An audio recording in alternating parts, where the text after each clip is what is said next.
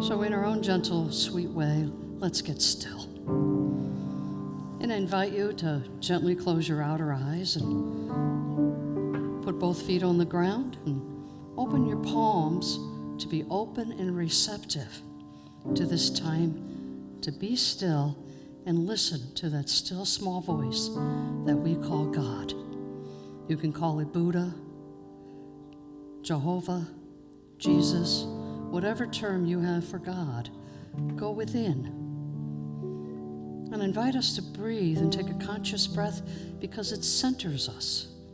It puts us in a place of receptivity. Today's daily word is all about energetic energy, enthusiasm. So we breathe and we allow this energy, this enthusiasm, to place us in a position to be open and receptive to that still small voice of God.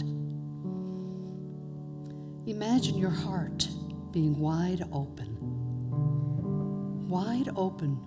so that all the love and energy in the room can be encompassing. And as we keep our hearts open, we allow our love and care and joy to be expressed. And we keep our mind wide open. Imagine your mind being wide open as well to take in all the goodness that God has for us, what each human being has for us. Their unequivocal love, their acceptance, their zeal for life. So centered in this awareness of being connected with that inner voice, that godliness within us. So we allow ourselves to even visualize this energy field coming into our being, through our hearts, through our head, through the feet that are touching that energetic field of the ground. For being grounded is an energy field of its own. So we allow this enthusiasm, this zeal for life to be part of our experience as we connect with that inner being. It's so easy to be busy with the outer work that we forget the inner work also draws attention. For we need a balance of the outer doing and the inner being. For when we get still and we allow that intuitive nature of God to be heard, it changes everything. Fear dissipates. Concern and worry of what will be is diminished. Because we know that God has already paved the path for us, prepared our way. So as we walk this journey that we call life, we are surrounded in the knowingness of God's love, God's protective hand. For it is said that God doesn't give us anything we can't handle. So when our energy feels a little bit tapped, we tap God to be replenished,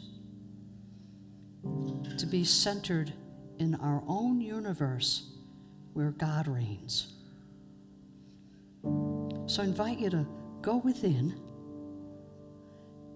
and ask God the question that you want an answer for. What's your why today? What's your why? And then when you ask the question, be still and hear the answer. Hear the answer in the talk today. Hear the answer in the time together, in the music, in our connection. But the answer is there. So go within as we enjoy a moment of silence, as we just tap in to the resources of God, the all-knowingness of God.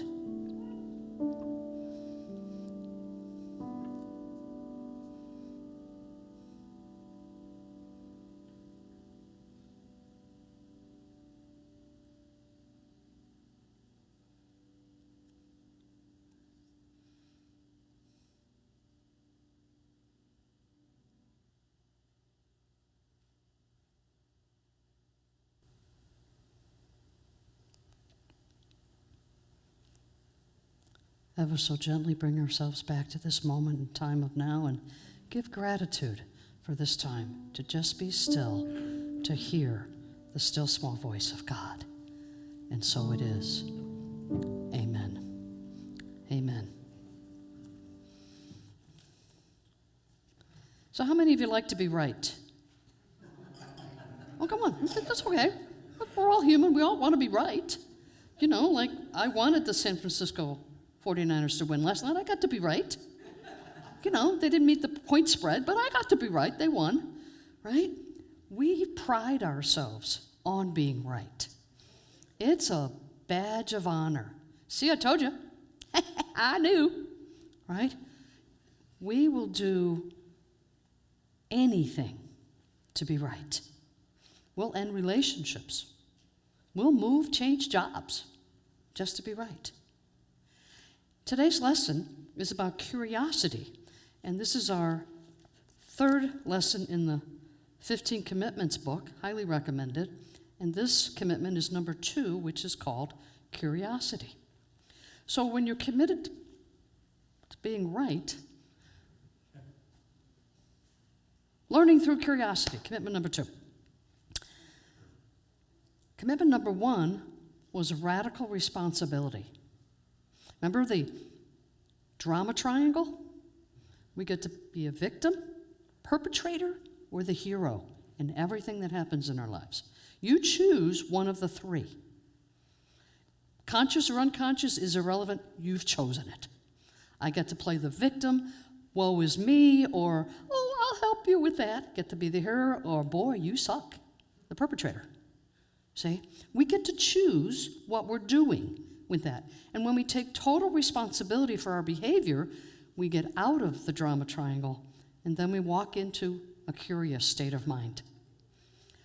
Curious. When we find ourselves in the triangle, we get curious.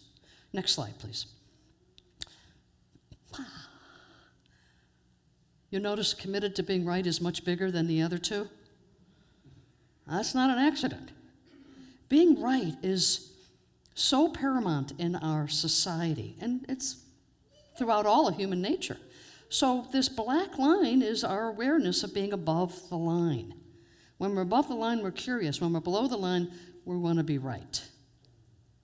See, because right is the booby prize. So you get to be right. You've entered your relationship. You know, you get a little pat on the back because you're the only one that's patting it. Right? And you've caused discord in that quest to be right. Next slide, please. So you see, we're in this process because I've been hired by this beautiful board you have. Will the board members please stand up? I know we have a couple here today. Mr. Eddie, Pam, and Tony, and Luana's taking care of some personal matters today. Yes. And I appreciate the applause because they are working very, very hard. And they brought me in to not necessarily lighten their load, because that is far from what's happening.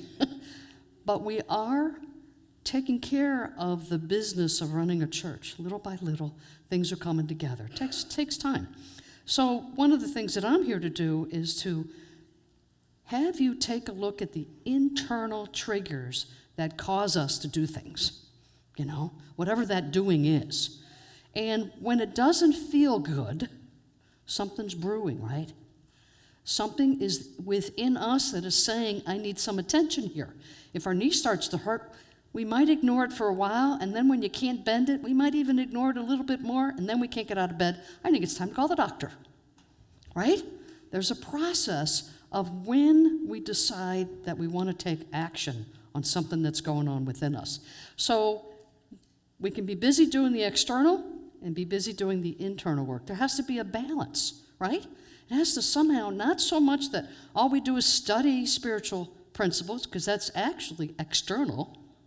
Because when we study spiritual material, if we don't put any of it into action, it's just words. It means nothing. It's just landed in our vocabulary. We get to spew it all off, but it's not working within us, and that's the internal part. So these commitments are a way for us to take a look at what's going on within us. And so being curious will get you out of a whole lot of jams. So you got the triangle, something's going on, and finally you say, Tell me more about why you didn't like what happened. You learn all sorts of things. It's an amazing thing. When in the political environment, that doesn't happen very often, right? Where a politician admits they're wrong. Do we know any? There might be a couple out there. But the point being is that they're so committed to being right that they'll do anything to do that. And we see it, but that doesn't mean we have to do it or be like them or that, right? We get to do the internal work. So what's going on here is we get to wake up, clean up, grow up, and show up. So I'm doing a workshop called the Quantum Living, and that's a wake up, clean up, grow up, show up activity. Does all 4 quadrants, all in one swell swoop, because we're triggered all the time. Our buttons get pushed. Anytime we don't feel good about what's happening at that moment, we've been triggered. Would you say that probably happens 100, 200, 300 times a day? Right? So the quantum living is an opportunity for us to learn a new tool that helps when we are triggered. Because we get triggered. Happens all day long. You know, the alarm went off at 5:15 instead of 5:30. Really? I wanted that extra 15 minutes, right? So I'm triggered right away. First thing I'm thinking about is what happened.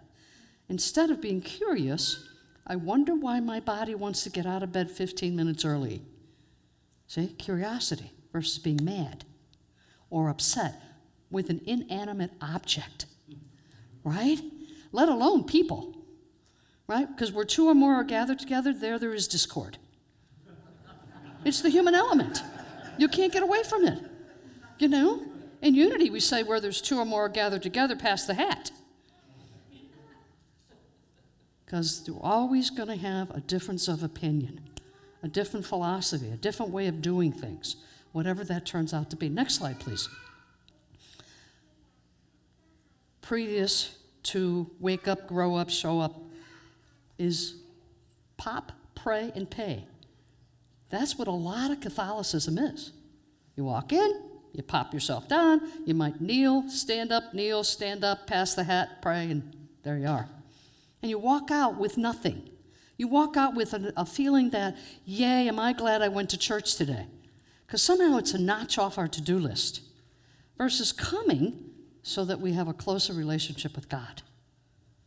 Not just, so it's not the external of coming and saying, in the Father and the Son. No, it's more about moving within to create a closer relationship with God. So these commitments allow us to get that way, because when we are at ought, or when we are triggered, it moves us away from God. When we're mad, God doesn't show up, right? Because our mind is so focused on whatever it is that we've created in our lives, that drama triangle. I'm the victim mostly, right? Or I'm so busy saving everybody. We have a drama being the hero. Whatever your gig is, and it changes depending on the situation. When I'm with my older brothers, I am the victim. When I'm with my younger brother, I'm the hero, you know? But I'm a perpetrator in all of them, you know? Because it's just, you know, the family dynamics is something we learned. We learned how to behave and interact with these people that pushes our buttons. My mom, she was an expert at pushing my buttons. And I couldn't figure out why would she do that. And then I realized, wait, I created the button. Let me pull the button off. And when I did that, there were no more triggers with my mom. It was an amazing experience to realize, because not only did I put them there, but so did she. So she knows the buttons because she helped me put them there, right? Because that's what family dynamics is all about. In church, we have a collective dynamic. We have a collective dynamic that creates things within our ministry. Triggers, loves, joys, connected, service, but triggers mostly. Because we're 2 or more gathered together, nobody agrees.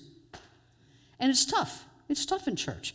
And unity is a great place because we're so warm, accepting, and the door is wide open for folks to come in. Like our guests today, they felt comfortable coming here today.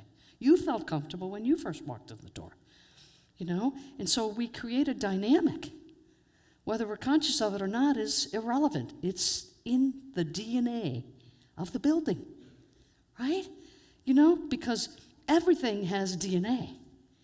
You know that, right? The chair you're sitting on has DNA.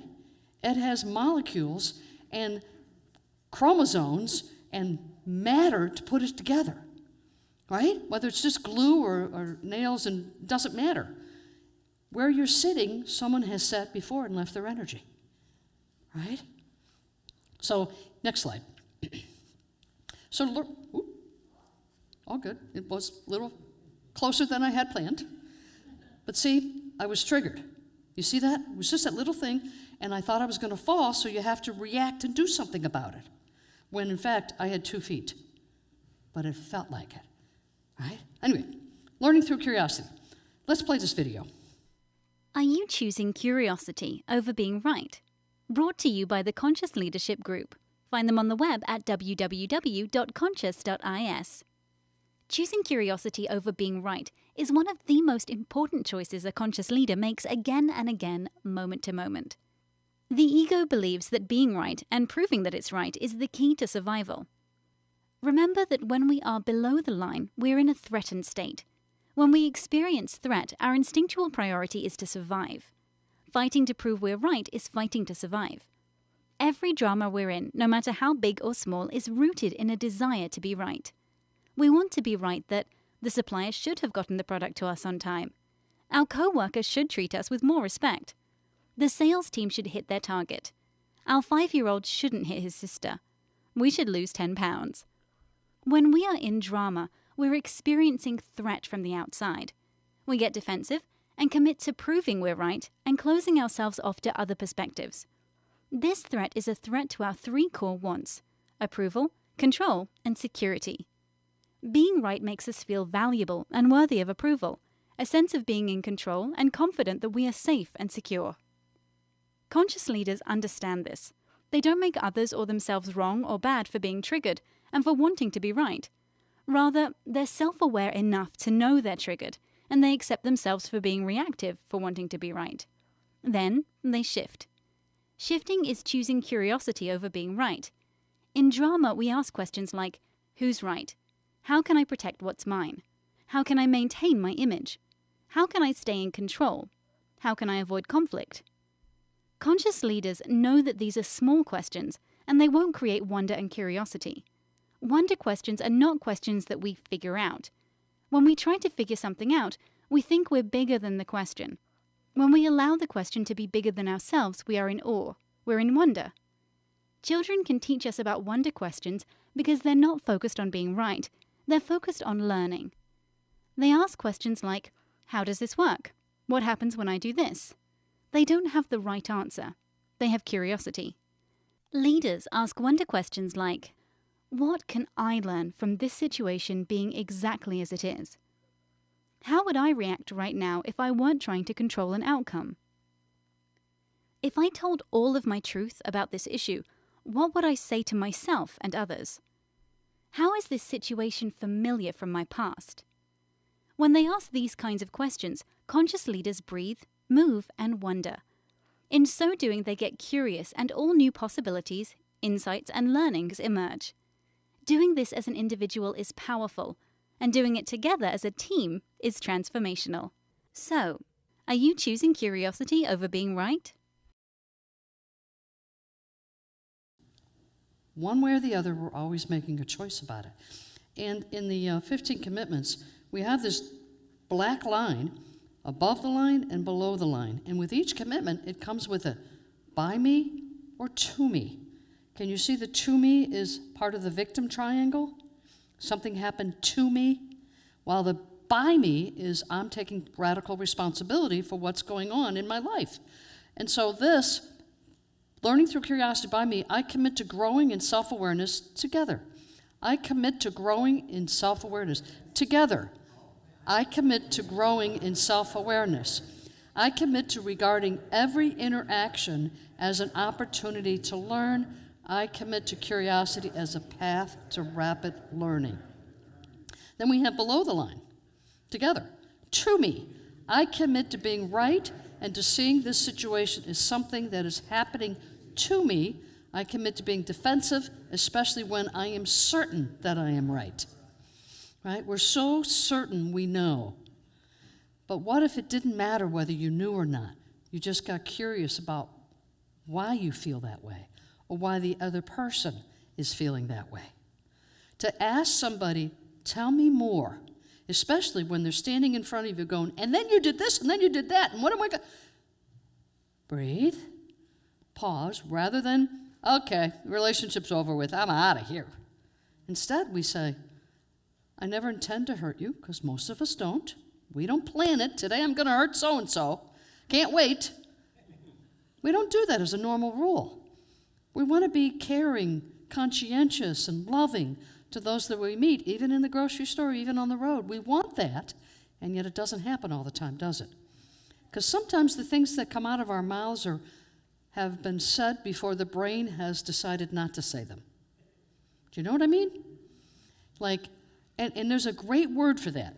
When it happens, because it always happens, the words came out before you thought them through, and you get to say, hold up, could I have a redo? And the person would go, what? You just did what to me and you want a redo? Yeah. You throw those words back in, and then you say what you really want to say, which is, I'm sorry you felt that way. I got defensive in my posture because I wanted to be right. But in fact, what I want to know is, tell me more about how you felt that way. Amazing dialogue happens with it. It's a freeing element. It's not a curse to have curiosity. It's a gift.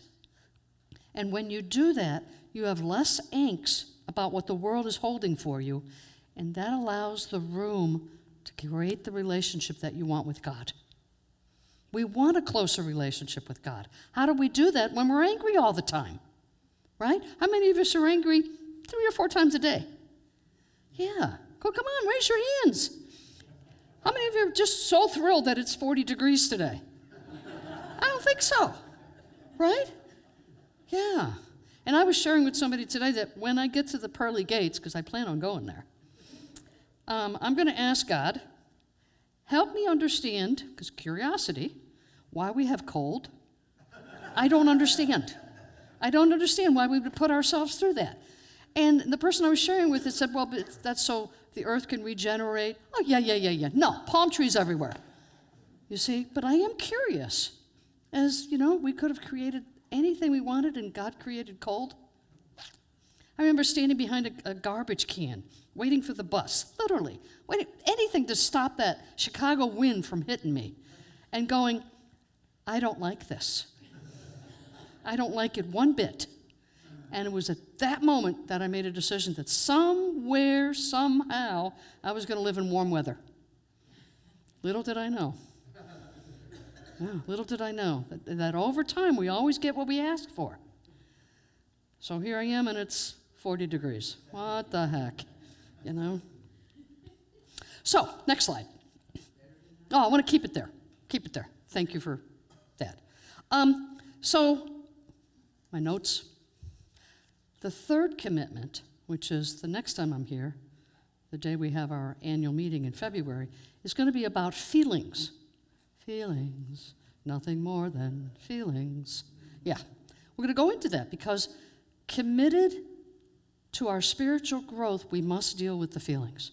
But we can't deal with feelings unless we get curious first, and that's why it's ahead of it. Self-awareness, the internal relationship that we have, is about being self-aware and learning agility. When you learn to ask the question, tell me more. I don't fully understand what you just said. Instead of us presuming we know, and how many times have we gotten that right? Well, I thought you meant, because we didn't ask. We made an assumption that we knew. Always do listening checks. What I heard you say is that you're going to be here at 9:30 tomorrow morning. No, I'm leaving the house at 9:30. Oh, see? Because you're going to be at 9:30, you're going to be, not happy because they're not there, right? So, curious. We do listening checks. We verify. Because the internal relationship that you have with yourself is how you connect with God. When we get defensive, we know we're not in a state of curiosity. It's below the line. When we start to justify our behavior, you see, because if somebody shares with you, I didn't feel very good about the words that we spoke last time. Well, that's just your problem. That's not mine. You're responsible. Not so much, right? Tell me more. What is it I said? Because most times we don't even remember that we did anything, because we're an automatic pilot with our stuff. And so the group energy that you create with another human being has to be clean, has to be cleaned up in its own special way. And the way we do that is being curious. Because if we don't, we hijack the energy. When somebody's being defensive, you're spending all of your time defending your posture, and you are no more listening to the man on the moon, right? You're done. While the other person is feeling less and less part of that connected energy with you. It's far more interesting in your relationships to be curious than it is to be right. It's a lot more fun. It really is. You guys probably, I'll speak for myself. I play games in people's homes, card games and all that kind of stuff. Well, guess what? Every house has their own house rules. I can stand there and say, oh, no, that's not how we play that. Well, I won't be invited back, right? Because we have house rules. This is how we played in this house. You play it how you want in your house. But I always get curious. Well, tell me why you did it that way. Well, it's a lot faster if we do this. Oh, all right, let me give it a shot. Versus I'm not playing. Right? If it's not my way, I'm not going to do it. I get curious as to what it is that's going on, because being part of this community or any unity church is about growing our awareness with God. That's what it's about. How do we connect more with God in a way that we feel connected with God? The moment you're certain you're right, you know that you're no longer in a state of curiosity. When you know you're right, you know that feeling. At that moment, you have shut off God. God can't get through if you're right. Because, I have this favorite saying, you don't know diddly squat. We don't. We think we know. We think we know how the universe works until we discover it doesn't. We think we know what's going to happen today. We don't. We want things to happen a certain way. That's very different than knowing what will happen. So every day is another opportunity to be curious about what is waiting for me today. And am I ready for it? What a great morning prayer. Make me fit to be used and use me today. I'm open and receptive. Changes everything. Changes everything. Because when you get into that place where you're absolutely sure you're right, you can go, whoa, back up. Be curious. Breathe. Take a pause. The saying that when you get an email or a phone call you don't like, you don't answer right away, right? You wait a day. Wait 12 hours. Anything to regroup so that you don't have that initial response that you'll regret. Because we don't want to live in a life that regrets, right? That's no fun. If you had to keep score, oh my God, right? Live with no regrets. Be open and committed to being right. Defensiveness closes us down. And defensiveness, there's this thing within us that sometimes this thing gets a bad rap, and that's our ego, right? The truth is that having our ego is a good thing. Ego allows us to express the good within us, the proud moments, the moments that we relish with intimate friends and grandchildren. There's our ego goes into that. But when the ego is pushed to the point where it needs to be right, that's the negative side of our ego. You see, because we can never get rid of the ego. It's part of our beingness. But how we manage that ego is the part that we have total control over. And that's the beauty of being in unity. We discover that we really have total control of everything that happens in our lives. If you're a control freak, how many of you are control freaks? Oh, come on. Yeah. There isn't any part of my life that I'm not controlling, so we can all raise our hands. You see? Because unity teaches that through the power of the spoken word, we create the freedom of anything in our lives. Our body's health, everything. Our relationships. And so we get to control that. Nowhere does it say we get to control others. We get to control what's going on in us. Just like the ego, it has a negative side and a bad and a positive side. So does our willingness to see the other side. Yeah, it's an amazing thing. But fighting to be right will take away all your mojo. It just does. And so I have to leave you with some homework. Because the fifth tenet says to apply what you've learned. Because that's the internal work. I can sit here until I'm blue in the face and tell you everything yada, coulda, woulda, shoulda, coulda, and you walk out the door and go, well, that was fun. And nothing's landed. So we're going to do a homework. I wish I'd written this down. 5 times a day. Easy peasy, 5 times a day. Ask somebody, I'm curious, tell me more. Changes everything. I'm curious, tell me more. Whatever's going on. And it's an amazing thing. Even, like, I find this. I'm a big football fan, and today's, football Sunday. So I'm going to watch the game, and I'm going to say things like, well, why did he do that? He threw it to the left instead of the right. There was a guy open. And boy, doesn't the announcer answer me. Well, the left was wide open, and he should have thrown to the right. Everything you need is in the room, whatever room you're in. So get curious about what's going on in your life. Do you need to be right? And then when you feel that come up, you can go, I think I'll shift gears. Now here's the fun part. Here's the other half of the homework. It isn't about the other person. It's about yourself. Even if you live alone, you are saying to yourself more than umpteen times a day that you're right. You may not use those words. I knew that was going to happen. I get to be right. Right? So you get to look at, why do I have this obsession for feeling like I need to be right about it? Why?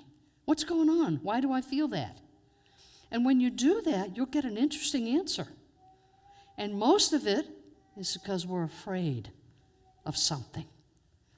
Fear will trump any social, any inner work you have. Fear will take over. Because fear is so strong within us, that need for survival, because that's what the video was talking about, is about this need to, when we want to be right, we're afraid of losing something. The battle. We're afraid to lose respect. We're afraid that no one will listen to us. We're afraid there's not enough. There's the scarcity. Right now there's right now within ministries worldwide, not just Unity, there's this fear that we're losing people, that the seats aren't full enough, that the revenue's gone down. And when we give our attention to that, what happens? We get to be right. Let's not be right. Let's be right that the room is filled. We have plenty of resources, plenty of people, plenty of finances to take care of everything we need. Big, different shift. Rather than buying in to what others are saying about their ministries. Spiritual growth is a growing industry. Religion is not. We're a spiritual center. We speak the truth as we understand it, and the doors are wide open for that. So let's be curious as to, why aren't people flooding? We have 4 guests today with us today. That's awesome. That's an awesome experience. If you look around, we got about 40 people here. That's 4 out of 40 is 10%. You get 10% every week. Woohoo! Right? So the first visit I was here, we talked about the importance of listening to newcomers. We want the newcomer to come back, right? Right? Can we say that loudly? We want the newcomer to come back. We want these lovely ladies and this gentleman and people to come back because we have something we know is of value. We've received it, and we want others to receive it too. So we talked about that the first time I was here, that, look, instead of talking with your friends who you can see anytime, talk to the newcomer. Make them feel like there's an opportunity for them to have a transformational experience. The second time I was here, last month, was we sat out front and we talked about the welcome desk. You'll notice, got a great sign out there now. Things are coming together with the welcome desk. Thank you, Cynthia, John, and your whole team, because they've worked tirelessly to make that a viable asset so when people come in, they can at least be served with what it is we do here, who we are, and maybe jump into Hightower and have a cup of coffee. Right? So the other part of your homework is to go to Hightower today and sit with somebody you don't know. Maybe there's somebody here that you don't know. Of course there is, right? Sit with them. Ask them what brings them here. Be curious, because they will tell you and they will feel delighted to share that with you. They want to feel connected. They want to know that they're not the only ones seeking out this spiritual growth, that this isn't something that just is an external work, but it's an external and internal work to make it all come together. Spend your time doing that and your church will grow. So today, after the service in Hightower Hall at 12:15, we're going to dive into part 3 of growing the church. And I called it, I've forgotten what I called it. Yeah, something else. Anyway, point being, come play with me. An hour and 15 minutes of your life. I'm going to give you some tools that'll help you grow in your quest to heal. Whether it's healing conversations, healing the internal negative thoughts, our neighbors, our relationships, those that have passed on. You know, we have an opportunity. So I'm going to share with you some ways to facilitate that within you that allows you to have continuous spiritual growth with God. Because when we're angry, God doesn't come through. We have to be calm. We have to be open. We have to be above the line in order for God to come through, right? Sometimes things are so bad that God hits us over the head with a 2x4 to get our attention. And that isn't always very pleasant, right? It feels like the rug's been pulled out from under us. You know that feeling? So come play with us, and we're going to do that in Hightower Hall today afterwards. And next month, I'm starting what's called the Quantum Living, which is it's 6 1.5-hour sessions on Zoom. First 3 are very external, and the last 3 are internal. There's a balance work that goes on. And the quantum living is literally, we're taking a quantum leap in our clarity about what pushes our buttons, and when it is pushed, what can we do about it? What tool? So we're going to leave you, when this is complete, you're going to have a tool that will allow you to say, wow, I was just triggered. Let me get curious about this. And you will have the tool to discover what it is that's going on. You see, because you have placed your own buttons. They're your buttons. And you get to take them off or keep them. You get to choose. The quantum living allows you to take a look at those buttons and get rid of some of them. Change the makeup within us that causes that trigger to have any energy. You know, yeah, my mom put those buttons on me, but guess what? I allowed them to be there, right? So I get to take those buttons off. I mean, my mom has been passed on for 10 years, and man, she's still pushing my button. How is that possible? Right? Family dynamics. And so we've learned a pattern of behavior that is not necessarily a good pattern. We get to change the pattern so that we respond differently in our state of curiosity. So we get to do it differently. And when we do it differently, we learn, we grow. And it's an amazing tool. So come join me. I have these booklets for sale, because you do need the booklet. This is a workbook that partners with you through this whole process. And it's all through Zoom, so everyone can join us. It's on a Thursday night from 6:30 to 8. So you're in the comfort of your own home with your flip-flops and, bandanas on. It's all good. But once you sign up, I'll give you the link for the videos that you need to watch for each class. Good stuff. This program absolutely changed my life. I'm still triggered. We don't get rid of the triggers. How we respond to the triggers is the best prize ever. Because then you really are in a state of curiosity where you get to change your mind about how you're reacting to something. Big deal. Big, big deal. So come join me for that.